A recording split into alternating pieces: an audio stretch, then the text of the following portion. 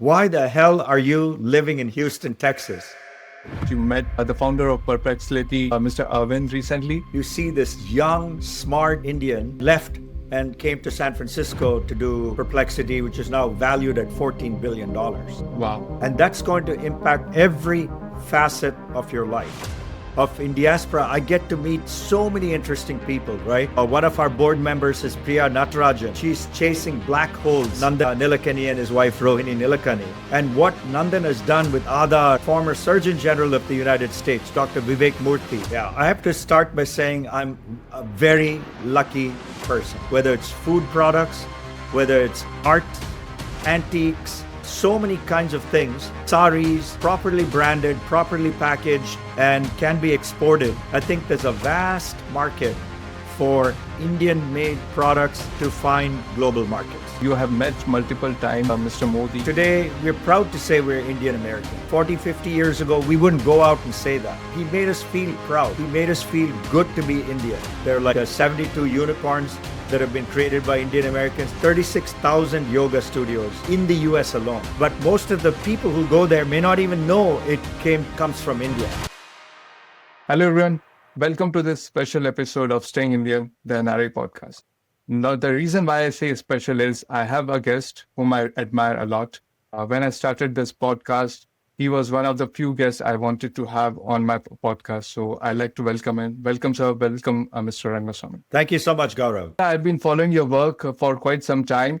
You had an exceptional journey yourself from $8 in pocket in US to becoming an exceptional leader and then leading a wide diaspora with the diaspora called Indiaspora. Leading the community, not only for businesses, for entrepreneurship, but also for the good. So we'd like to dwell more on it. But the question that I'd like to begin with, we have seen a lot of exceptional leaders, CEOs, political leaders coming out of Indian origin across the globe. So why do you think we have, what are those qualities that makes Indians exceptional leaders? Oh, great question, Gaurav. I would say a couple of things, right? What makes Indian leaders exceptional is they're Indian. Right? So what is Indian? What is Indianness? It's the 5,000 years of heritage of our civilization, our community, our society. It starts with that, right? We have such a rich legacy of everything from scriptures to so many other things that have come out of our lives. I think that cannot be replicated. Then the second thing you got to look at is you go below the surface a little bit and say, okay, I accept that, but what does that mean? That has manifested itself in how we are brought up. So if you look, you and I were both brought up in India. So the first thing was education, right? We all had to get educated. We had to study. We had to do all these things. And that was number one, and everything else was number two. So the ethic, the work ethic, the hard on education was number two. Second, the family itself. The family infrastructure in India is quite unique in that it's not just mother and father. You have an extended family. A lot of times your grandparents are living with you, your aunts and uncles are living with you. And just that whole environment is so different than you would face in Europe or here in the US, in San Francisco, where I live. Very, very different being brought up in that extended family, the love and sharing and support, I think is another thing. The third thing is, you live in Europe, I live in the United States. Divorce rates are extremely high. 50% of marriages result in divorce. What does that mean for children? They live in an unstable environment. They live with one parent for some of the time, another parent, they don't know what's going on. There's all kinds of fights and issues. Whereas we're protected a lot from that. I'm not saying every Indian marriage is happy.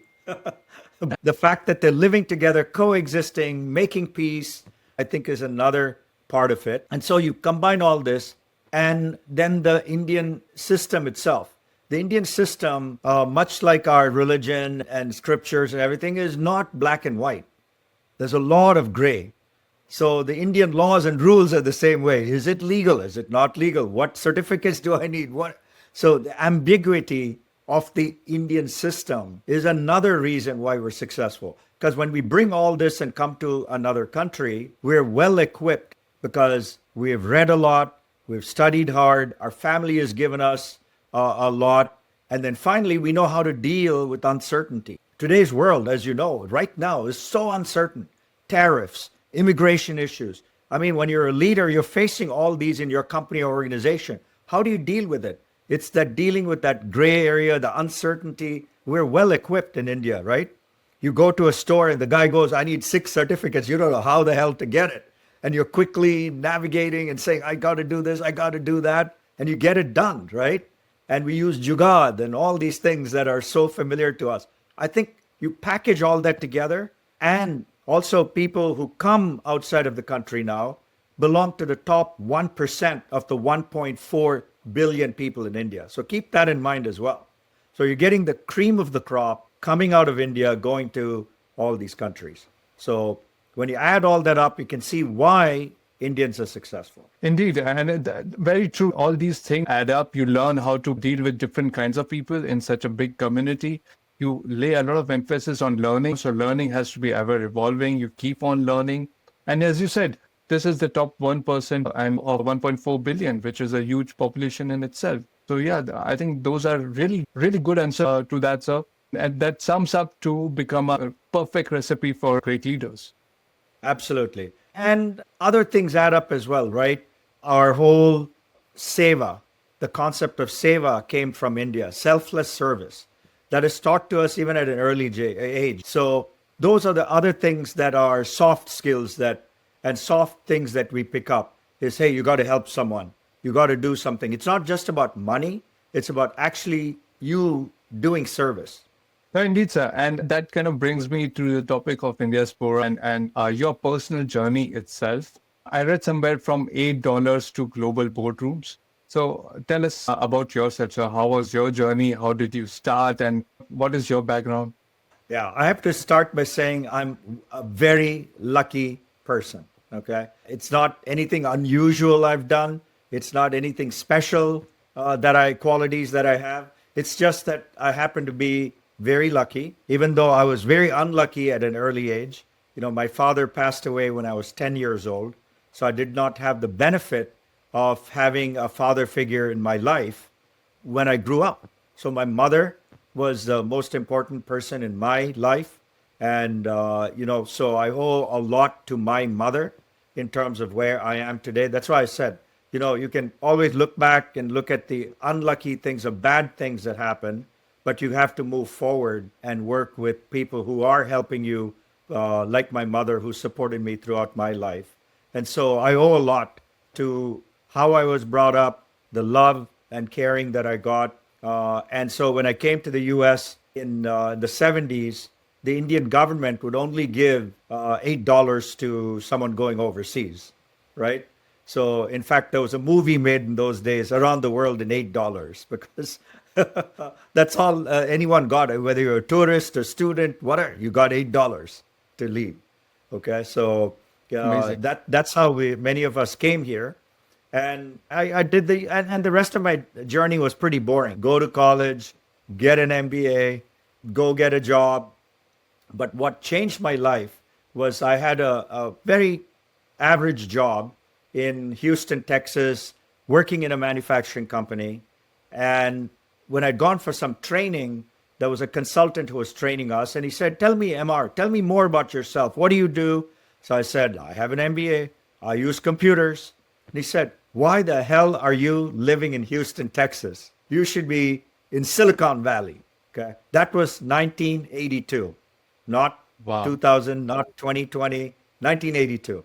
And so I started thinking, where's the Silicon Valley? What is this all about? Because those days we had no internet, no Facebook, no LinkedIn, none of this stuff, no podcast.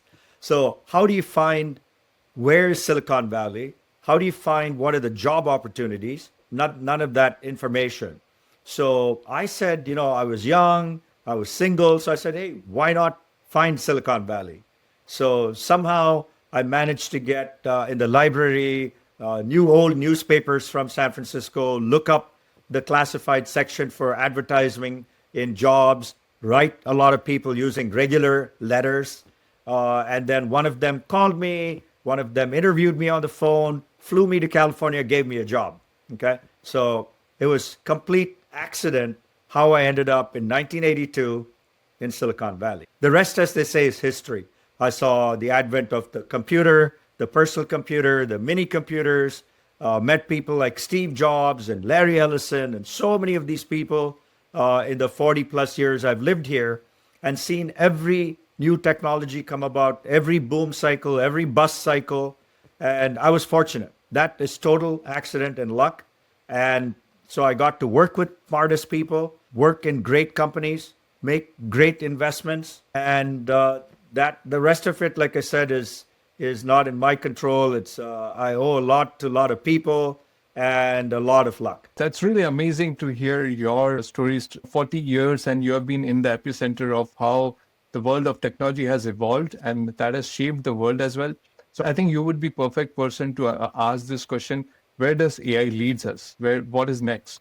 Yeah, this is probably the biggest technology shift in human history because I've seen all these other technologies, the phone, the computer, the internet, all these things. I think when you look back are the foundations for AI.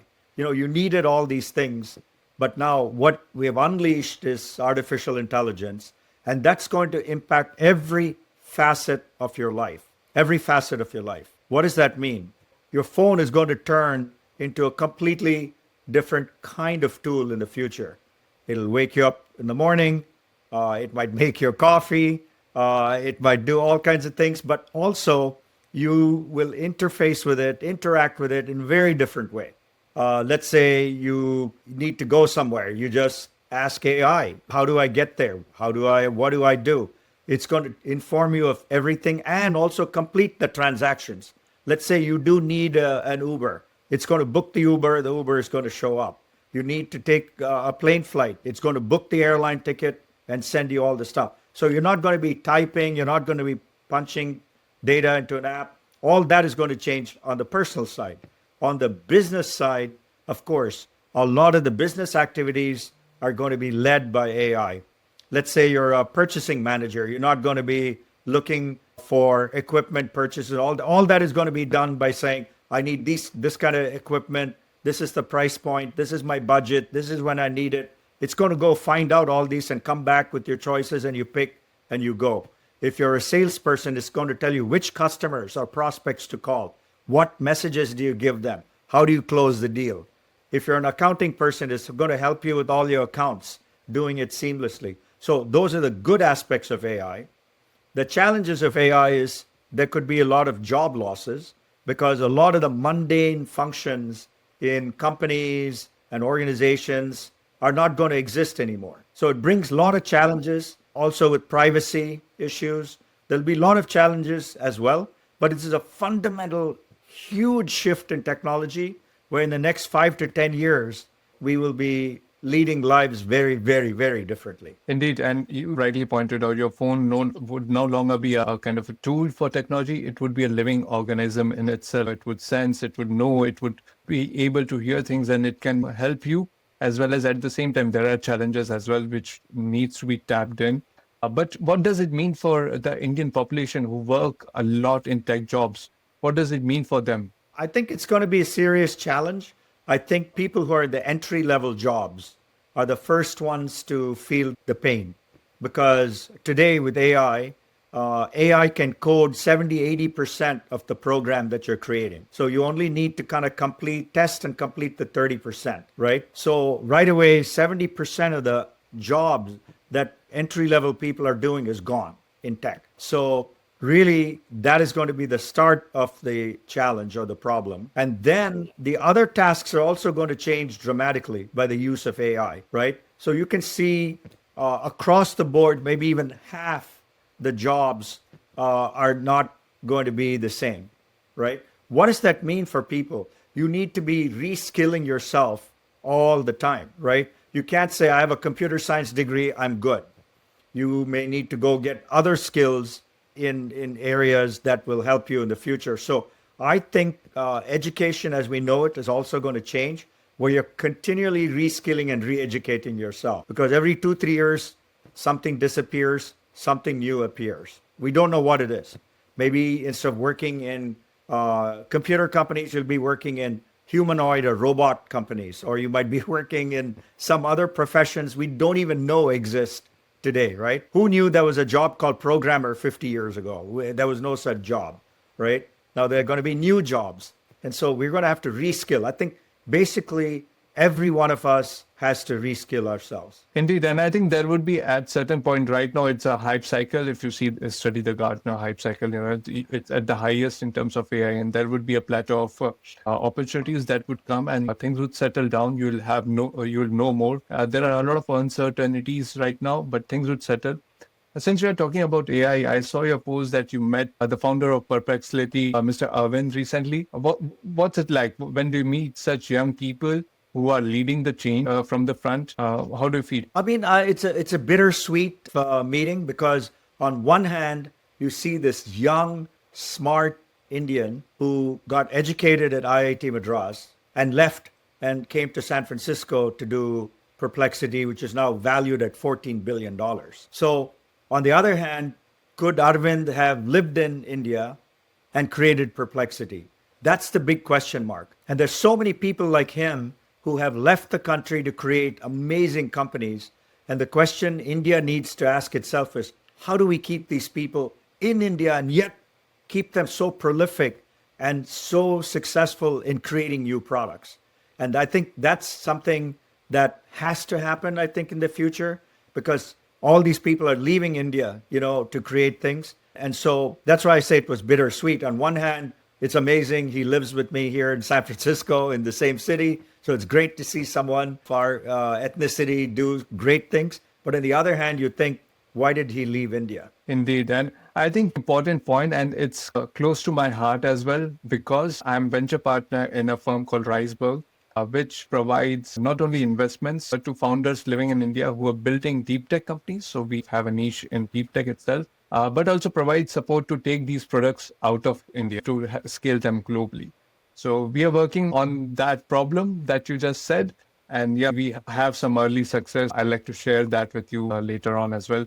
But definitely this problem needs to be addressed. Otherwise, yeah, we are currently behind in that deep tech race. We need to step up. Absolutely. And, being in San Francisco and Silicon Valley gives you that edge, because Perplexity has to react to Google every day, to OpenAI every day, to all these AI companies instantly. It's not like, I'll take 3 months to do something. As you know, Perplexity now has come out with a browser. Perplexity has come out with a plugin and an agent. I mean, it's growing, and now Perplexity is integrated with WhatsApp. All these have to happen instantly or the competition will eat your lunch. So all these kinds of habits and ideas, I think, are sharpened when you live in San Francisco and Silicon Valley, because that's how it is here. Indeed. And I think in India, we can have because culture is diverse, we have different data sets, we have even the languages. There are so many dialects. So there is a totally different world if it comes to collecting data and processing, building AI on top of it.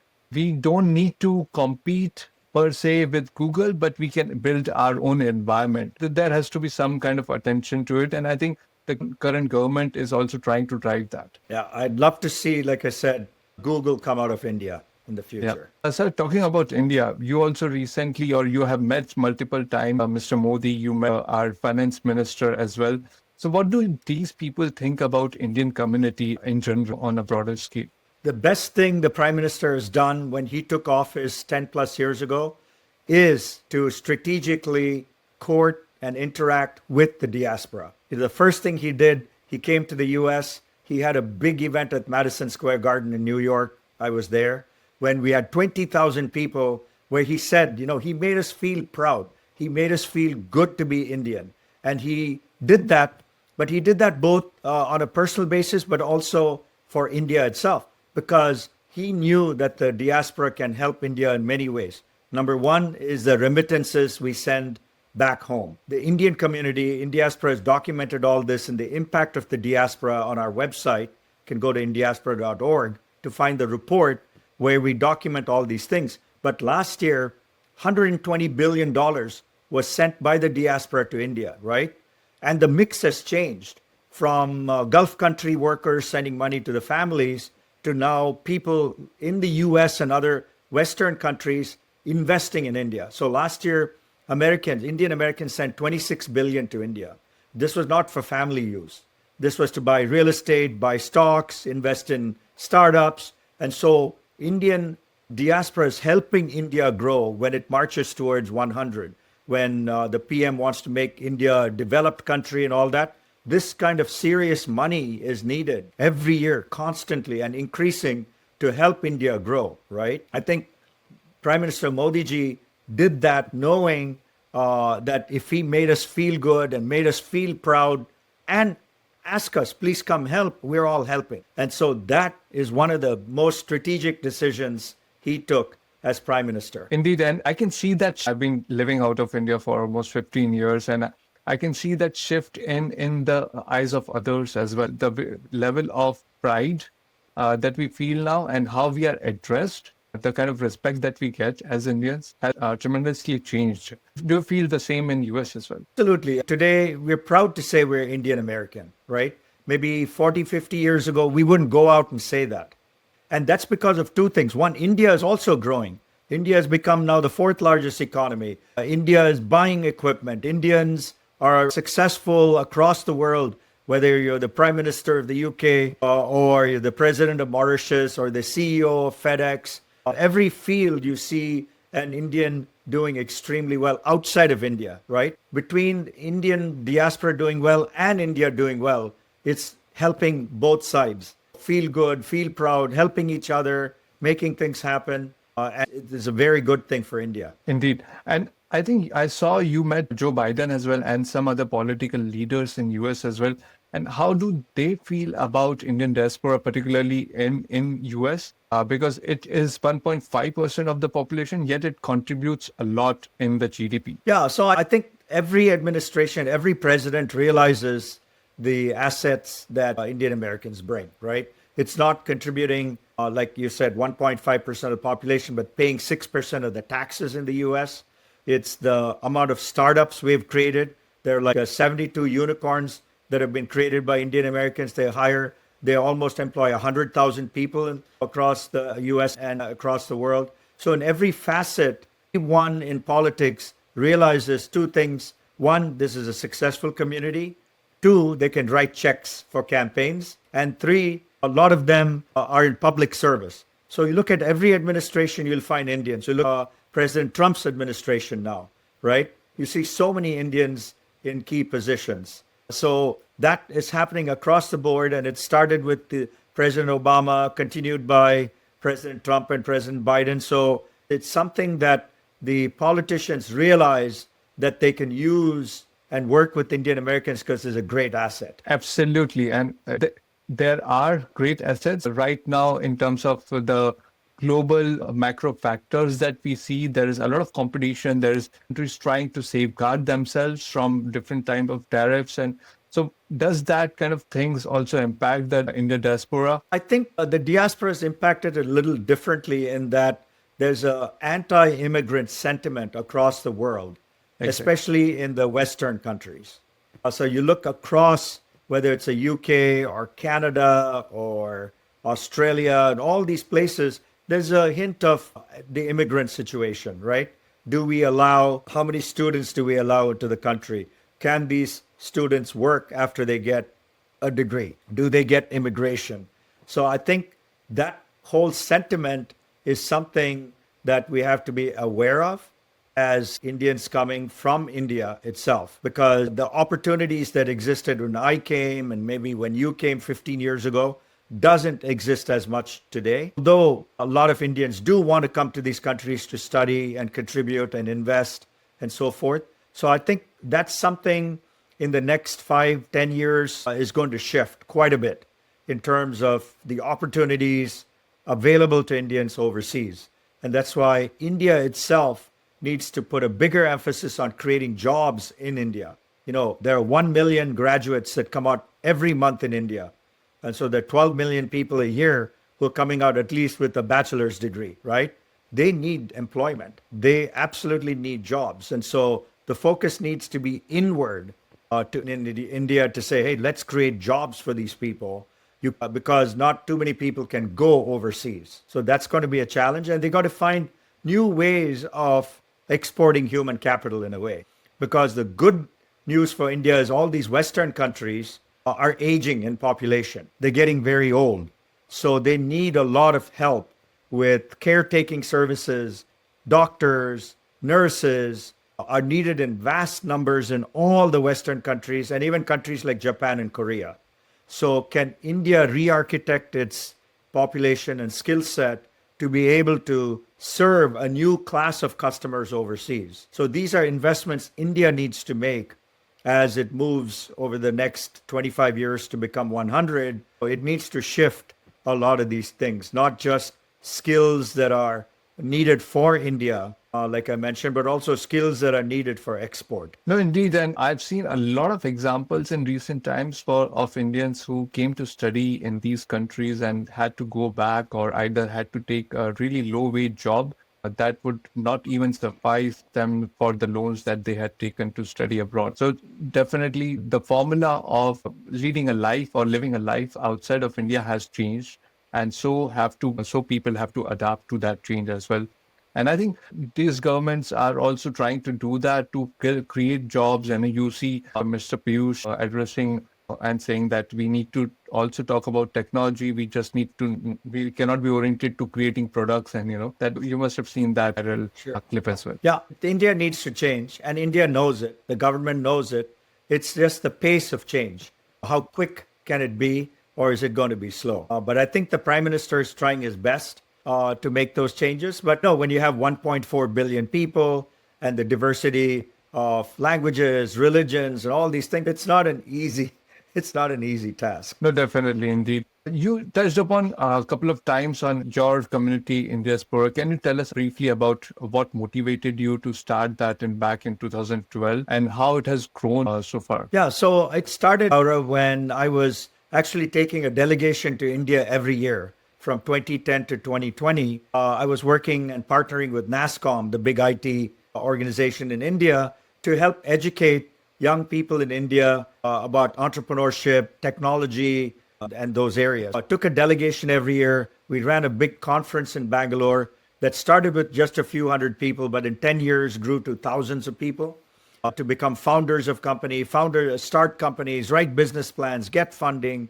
get customers. We covered the whole life cycle, and I spent an enormous amount of time helping NASSCOM and putting this together and bringing people from the US and so forth. And 10 years is a long time to do this because late night calls all the time and visiting India and so forth. I said, let me also look at the community in the United States. So I started looking at that about over a decade ago to say, Indian Americans are starting to be successful, but they have no influence. Like in 2012, there was not one single Indian in the US Congress in politics. So we said, how can that be? We're so successful, but we have nobody representing us.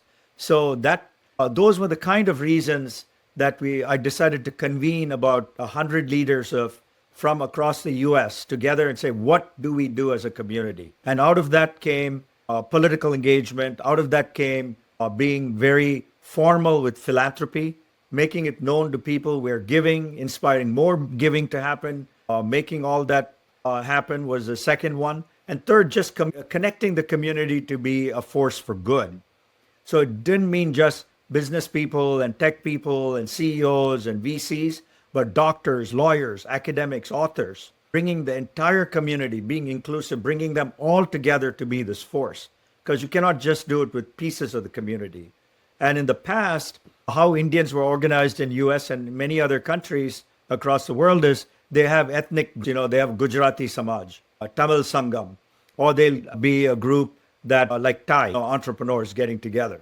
But no one brought everybody together. And that was our big goal was, can we bring everybody together?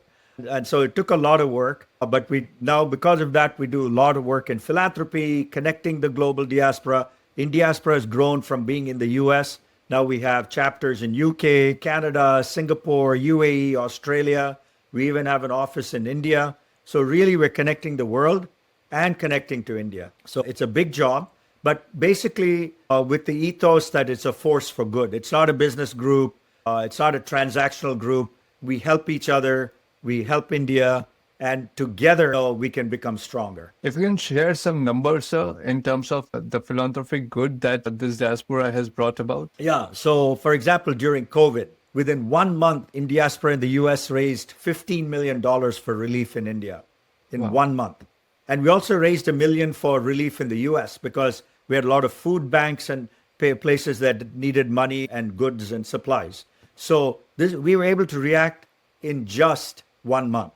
Okay. And now we still do something in the US called the India Giving Day, where it's 1 day of online giving. You just go find the organization, enter a dollar amount on your credit card, you're done. 2 years ago when we started it, it was 1.4 million was raised in 1 day. Last year was 5.5 million. This year we raised 9 million. So we think in a few years we could be raising $100 million for philanthropy in India. Those are really incredible numbers. And I would be really honest, I'm trying to follow those footsteps in Europe as well. And any help or any, if I can support or be of any use, it would be really great. This is not for the podcast, but for a kind of a personal point. Sure. That, yeah. No, but my appeal to all of your viewers and listeners in Europe, let's start an India Giving Day in Europe. Just 1 day, you go and give €1 or 10 euros or £1, whatever it is, to a cause in India. We do it together on 1 day, and we list the organizations that are good organizations, and then promote this concept across Europe and just do it. You'll find quickly you'll be raising €1 million for Indian causes.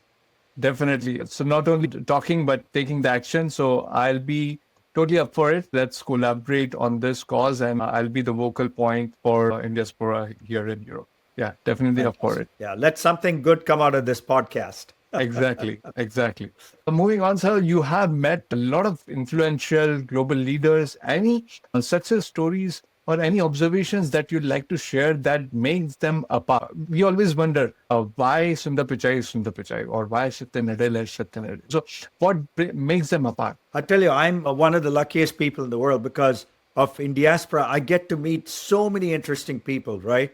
It's not just CEOs, it's academics, it's doctors, it's scientists. I meet so many incredible people. One of our board members is Priya Natarajan. She's chasing black holes in space. She's an astrophysicist in Yale, right?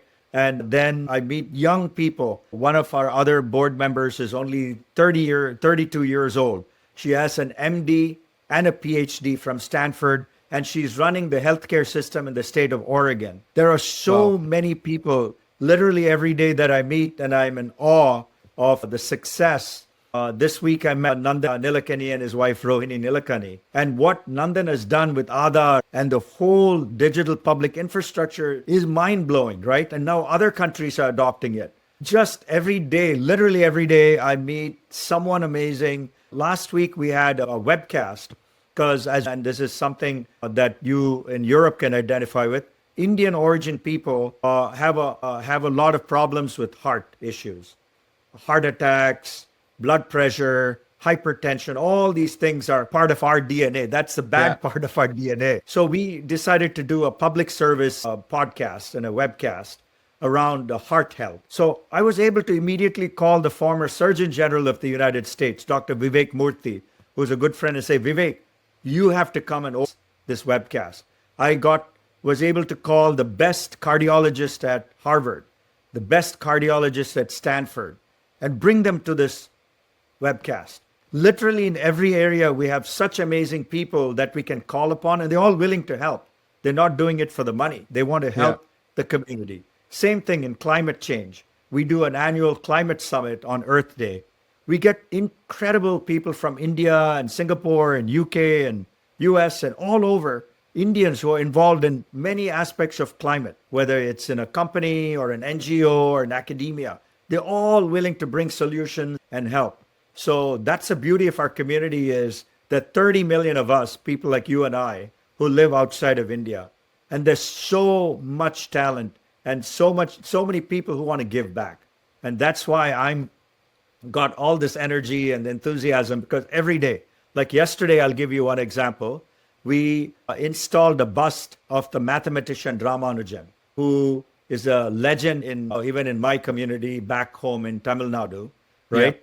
His life was cut short when he was 32 years old, but he was a brilliant mathematician who came up with so many concepts in mathematics that still today scholars and researchers are looking into it. So we installed his bust at the prestigious Stanford University yesterday in the math department.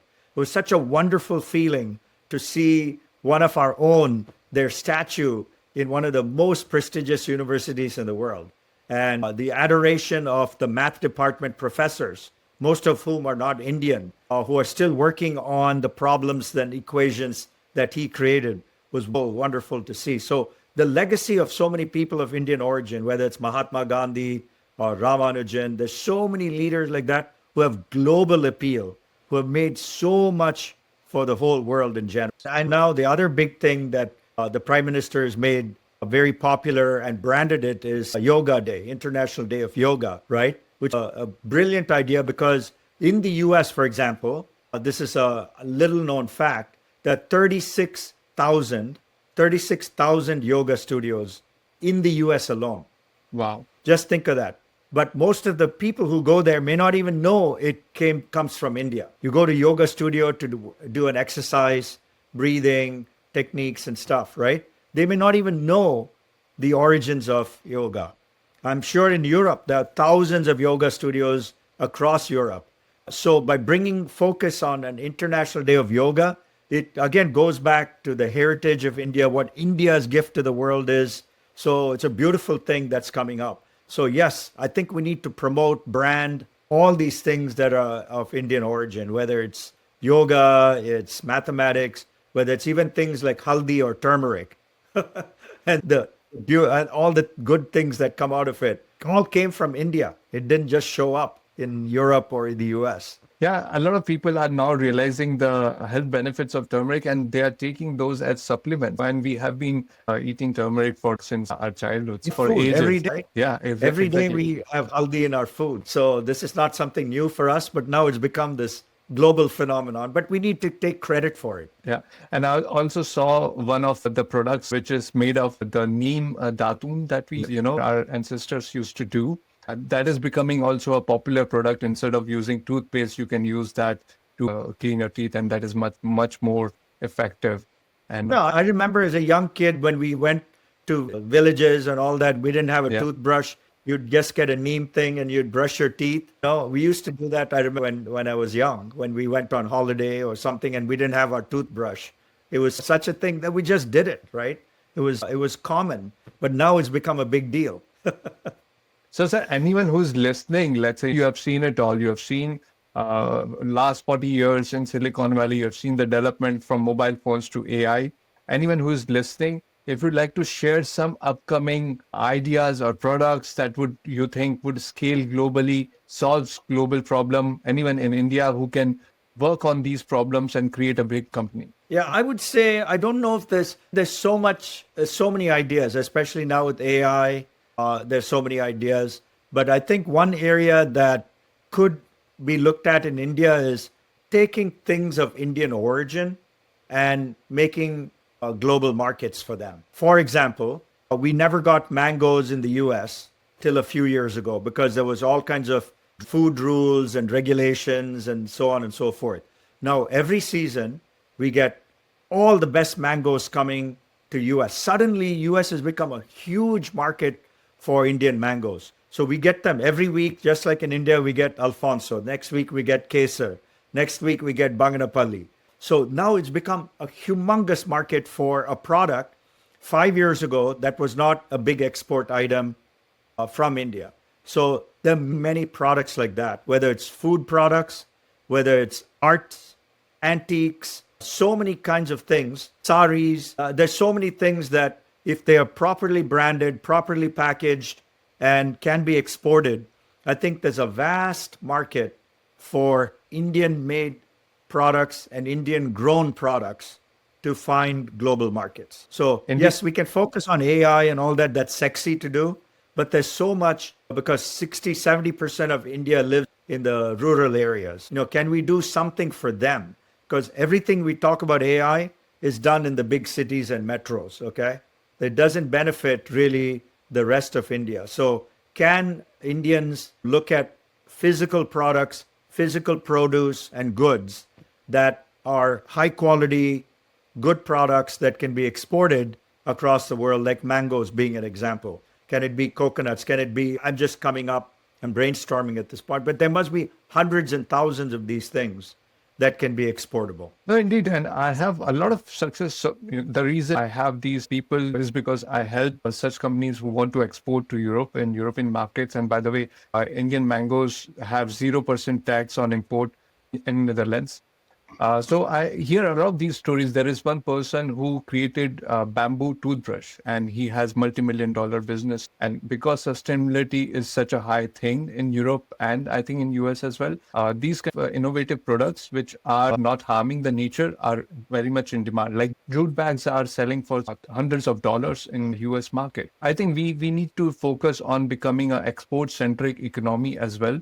And I think the current global scenarios between US and China are helping us to shape that as well. Absolutely. I think that I would focus more on that than just the AI and technology. Because one thing China has done is they brought their labor force from rural areas to urban areas by giving them jobs in manufacturing and really increased the number of people who are in the manufacturing industry. India, on the other hand, really initially grew the IT sector, which is more of a high-end set of jobs. And so China came at the bottom, India has come from the top. So India needs to move down the stack, if you will, the pyramid, to really serve the 500 million plus who live in rural areas, right? So I think that focus needs to also go into this sector. Indeed. And I think from a perspective of utilizing the global community, I think China did very well. They have Chinese people across the globe and they utilize them for getting the know-how of the local markets, helping to establish. And I think Indian companies or Indian leaders can do the same. We have a really huge global diaspora in each and every country. So we can utilize that to bring these products to market. Absolutely. And an organization like Indiaspora, again, is part of that collaboration to help that happen, right? Because there are Indians in so many countries, huge populations in Guyana, Trinidad, Suriname, Mauritius. There's so many places we haven't even talked about. We talk about the big countries, but there's so many smaller countries where Indians, South Africa, Kenya, Tanzania, you just name it. Many countries where there are prominent Indians, successful Indians who can make that connect. And I'd like to share this as well. I was in Brazil a couple of weeks ago and I met really successful people of Indian diaspora there. They've been able to establish their own brands of restaurants. And they have been able to get products from India. Brazil is such a country. So yeah, these kind of countries also are a good market for India as well. And one of the things Indiaspora does, we do a weekly newsletter. So I ask people to just go to the website. It's one page. It gives all the news from all the diaspora countries. So if you're living in Amsterdam and Netherlands, you'll get news about Indians in UK and Canada and Singapore and Australia. It gives you a bigger perspective on who we are. Who's the 30 million? Who are these people? Where do they live? What's the news they're creating? What are they working on? What is interesting? So I urge your viewers to subscribe to the newsletter so they can be informed as global citizens, not just someone who lives in Netherlands or someone who lives in the UK, but really leverage the 30 million of us who live in all these places. Definitely go and subscribe. And with that note, sir, I'd like to ask a final question. Indiaspora was able to organize a big event in UAE. How did you bring that together, organizing such a big event for the Indian community? Yeah, so I'm glad you asked the question. Indiaspora's aspiration is to become like the Davos. Everybody's heard of Davos, which is this big meeting in Switzerland that happens once a year that attracts all the political leaders, business leaders, NGO leaders, and such to come together. Our aspiration is to build a Davos for the global Indian. So we want to get people of Indian origin from all the countries that I mentioned and more, plus Indians from India to come together to be a force for good. So we call it the Forum for Good, where we talk about topics like climate change, artificial intelligence, healthcare, digital public infrastructure, philanthropy, and really get these global leadership together to work on these issues. So this was the first one we did a few months ago in Abu Dhabi. We had 500 leaders from 34 countries. Wow. Okay. It was a huge affair. It took us a year to put this together.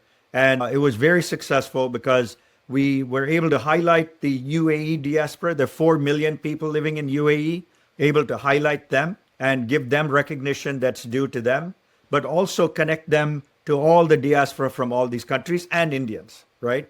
So next year, we're taking that event to India itself. We've gotten a lot of requests from Indians to say, why don't you hold this Davos-like event in India? Yeah. So next year in March, we'll be announcing it soon. This event will happen in India. And then the following year, we want to take it to a diaspora country. So 1 year highlighting a diaspora country, 1 year in India, diaspora country, India, and so forth. So it'll be a traveling Davos, but that's what the aspiration is for us. Definitely. And good luck and good wishes and to you and to your team. And you are doing such a good work. Happy to contribute.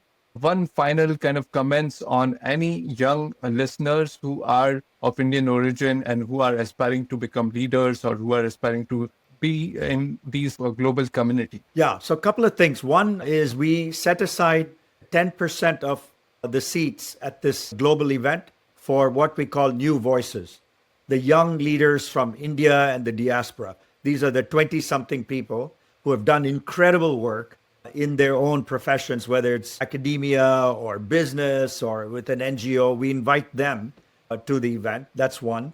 And the second thing I would say to these people is that in India, I was always, I grew up, and when you grew up, probably you had to be a doctor or an engineer, maybe a lawyer at best.